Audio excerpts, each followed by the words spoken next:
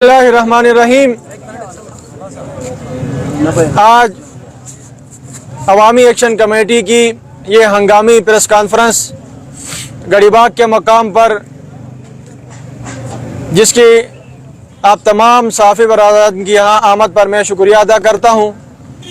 और आपको पता है कि अवामी एक्शन कमेटी ने अपनी साबका रिवायात को मद्देनज़र रखते हुए एक तहरीक का ऐलान किया। गिलगित बल्तिस्तान के यहाँ के लोगों के बुनियादी इंसानी हुकूक पर मुश्तमिल चार्टर ऑफ डिमांड और उनके हुसूल के लिए पुरअमन धरने का ऐलान, और उस धरने के बाद ये कहा यह इलाका हमारा, इसके अमन के ज़ामिन हम हैं। हमने अवामी एक्शन कमेटी ने अपने दोस्तों को एतमाद में लेके, हमारा चूँकि मकसद पुरअमन तरीके से अपनी चार्टर ऑफ डिमांड का हुसूल था, बदकिस्मती से कल की ब्यूरोक्रेसी ने भी हमें इत्मीनान दिलाया ऐसा कुछ भी नहीं होगा। लेकिन हमने इस इलाके के अमन अमान को मद्देनज़र रखते हुए यहाँ मैं और फिदा साहब चेयरमैन अवामी एक्शन कमेटी और कुछ दोस्त, चूँकि रात के 2 बजे के बाद 3 बजे के करीब ये वाक़या हुआ, हमने ये कहा कि कुछ दोस्तों को जो बुज़ुर्ग हमारे थे, ज़िम्मेदार हमारे थे, उनको हमने घरों की तरफ भिजवाया जाके वो फजर की नमाज भी पढ़े और आराम करके फजर के बाद दोबारा आ जाए। हमारे मुअम्मर बुज़ुर्ग अफराद 5 बंदे, सफ़ेद रीश बंदे, जिनको हमने यहाँ पर तैनात किया, उनके साथ नौजवान भी यहाँ पर मौजूद थे। रात के 2 बजे के बाद इन्होंने दावा बोला, न सिर्फ दावा बोला, निकाब पोश अफराद ने सरकारी गाड़ियां उनके साथ थी। अब मैं नहीं बता सकता वो पुलिस थे या असिस्टेंट कमिश्नर के गुंडे थे। 250 के करीब अफराद यहाँ पर मौजूद थे।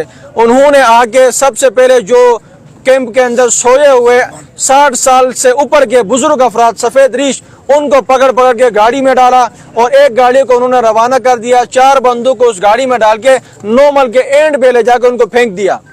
रात के 2 बजे उन बुजुर्ग अफराद को, ये कोई श्रीनगर तो नहीं है, ये कोई वाना वज़ीरिस्तान तो नहीं है, ये कोई कराची तो नहीं है कि जिस सरकारी गाड़ी का दिल चाहे उठा के जो है ना उनको लेके जो है ना फेंक दे और अगवा कर दे।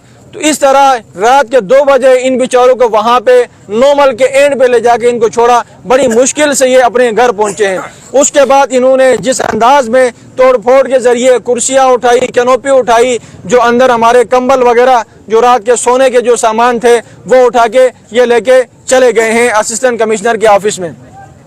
अर्ज करने का मकसद ये है कि होना तो ये चाहिए था कि, और उसी दिन रात को हमारी हुक्काम बाला से बात हुई। उन्होंने कहा सुबह जो हमारी टीम है, मुज़ाकराती टीम, इनको दोबारा एक्टिव किया जाएगा, उनके साथ मुज़ाकराती टेबल पे बिठाया जाएगा। इस उम्मीद से हमने बाकायदा रात को मुज़ाकराती लिस्ट भी मुरतब की। सुबह 10 बजे आज सुबह 10 बजे हम मुज़ाकरात के इंतज़ार में थे। लेकिन रात को इस हरकत की वजह से चेयरमैन फिदा हुसैन साहब चूँकि उस वक्त घर में थे, वापस जब इन्होंने यहाँ हालत हाजिरा का जायज़ा लेने के लिए यहाँ देखा तो यहाँ खबर मिली कि इनके जो है ना बंदे हमारे, उनको गिरफ्तार किया गया है। इनका पूछने के लिए जब उस तरफ जा रहे तो इनको पकड़ के अंदर कर दिया। और चलो अंदर कर दिया, ठीक है, रख देते अपने, उसके इनको उठा के हुंजा में फेंक दिया, रहीमाबाद में इसको फेंक दिया। वहाँ से टैक्सी पकड़ के बंदा यहाँ पहुँचा हुआ। तो ये एक हरकत मैं समझता हूँ ये इस इलाके के अंदर बदअमनी की आगाज़ है। मुअज़्ज़िज़ सहाफ़ी, आपको पता है अवामी एक्शन कमेटी एक तारीख रखती है, एक जद्दोजहद की मिसाल रखती है। आज तक कहीं किसी भी तहरीक में 21 दिन के हमारे धरने हुए, कहीं एक गमला नहीं टूटा, कहीं कोई शीशा नहीं टूटा, कोई बल्ब नहीं टूटा। इसका मतलब हम पुराने लोग हैं। इस इलाके के वसाइल को हम अपने वसाइल समझते हैं, यहाँ के ताजिरों को अपने ताजिर समझते हैं, यहाँ के लोगों को अपने भाई समझते हैं। यहाँ हुकूमत और इंतज़ामिया के साथ हम मुकम्मल तौर पर ताउन करने वाले लोग थे। लेकिन मुझे लगता है इस दफ़ा इस सारी बिगाड़ की जो वजह हमारे सामने नज़र आई है, वो सबसे पहले फ़र्द असिस्टेंट कमिश्नर गिलगित, दूसरे फ़र्द डिप्टी कमिश्नर गिलगित, तीसरे फ़र्द कमिश्नर गिलगित, इन तीनों की बदनीयती की वजह से ये हालत गिलगित बल्तिस्तान में आज मौजूद है।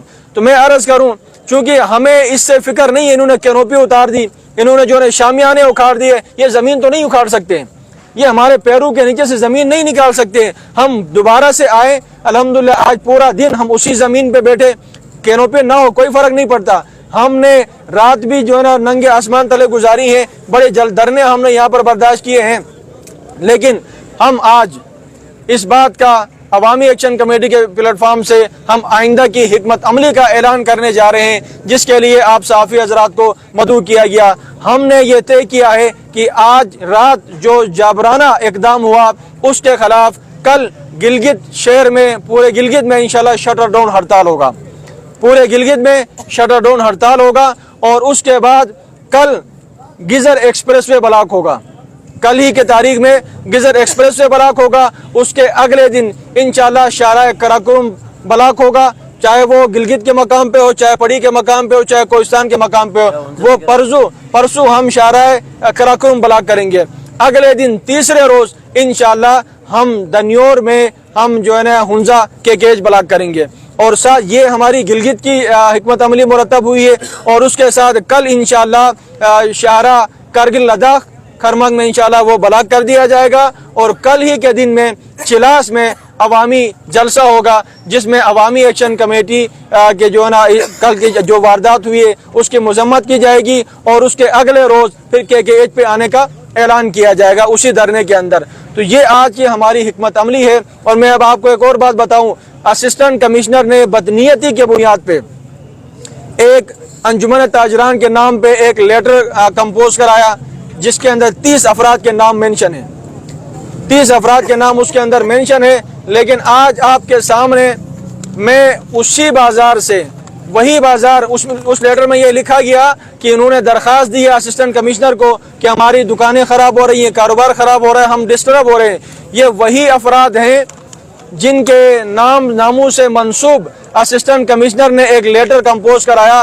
انہی 40 دکانداروں نے آج عوامی ایکشن کمیٹی کی اس ہڑتال کی تائید میں, اس دھرنے کی تائید میں انہوں نے جو ہے 40 بندوں نے اپنے سگنیچر کے ساتھ یہ لکھ کے دیا ہے کہ عوامی ایکشن کمیٹی آج تک جو بھی کرتی آئی ہے وہ انجمن تاجران کے حقوق کے تحفظ کے بنیاد پہ کرتی آئی ہے. تو ہم سمجھتے ہیں کہ یہ جو ایک بھونڈی حرکت کی گئی ہے اسسٹنٹ کمشنر کی طرف سے, اب ہم اگلا مطالبہ اپنے چارٹر آف ڈیمانڈ کے اندر یہ بھی رکھیں گے کہ موجودہ اسسٹنٹ کمشنر گلگت میں رہنے کا مجاز نہیں ہے, اس کو علاقہ بدر کیا جائے, اس کو کہیں اور منتقل کر دیا جائے.